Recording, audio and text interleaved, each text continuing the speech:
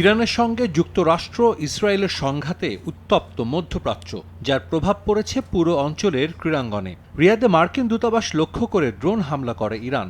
যুক্তরাষ্ট্র মধ্যপ্রাচ্যের একাধিক দেশ থেকে তাদের নাগরিকদের দ্রুত সরে যাওয়ার আহ্বানও জানায়।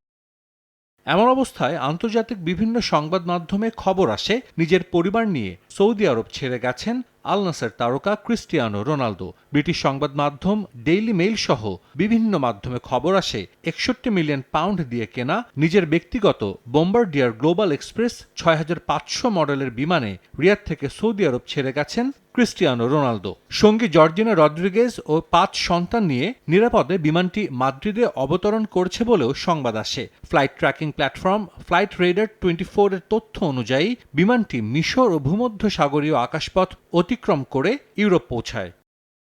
এরপরই শুরু হয় জল্পনা কল্পনা। বর্তমান সংঘাতময় পরিস্থিতিতে রোনালদোর সৌদি ছেড়ে যাওয়ার খবরটি অনেকেই সত্য ধরে নেয়। তবে ভিন্ন খবর দিয়েছেন বিখ্যাত ক্রীড়া সাংবাদিক ফ্যাব্রিজিও রোমানো সহ বেশ কিছু সংবাদ মাধ্যম।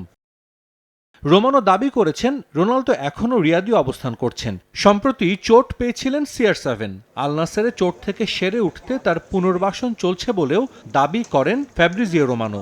একই সঙ্গে দাবি করা হয় আগামী শনিবার সৌদি প্রো লিগে নিয়মের বিপক্ষে আল নাসেরের ম্যাচটিও সূচি অনুযায়ী হবে, যদিও এ বিষয়ে ক্রিস্টিয়ানো রোনালদো কিংবা আল নাসের ক্লাব কর্তৃপক্ষ এখনও কিছুই জানায়নি। মধ্যপ্রাচ্যের নিরাপত্তা পরিস্থিতির কারণে এশিয়ান ফুটবল কনফেডারেশন এরই মধ্যে কিছু আন্তর্জাতিক ক্লাব প্রতিযোগিতার ম্যাচ স্থগিত করার ঘোষণা দিয়েছে। FC champions league tour quarter ফাইনালের আল নাসের ও আরব আমিরাতের ক্লাব আল ওয়াসেলের ম্যাচটিও স্থগিত করা হয়েছে। সাজিদ মুস্তাহিদ, সময় সংবাদ।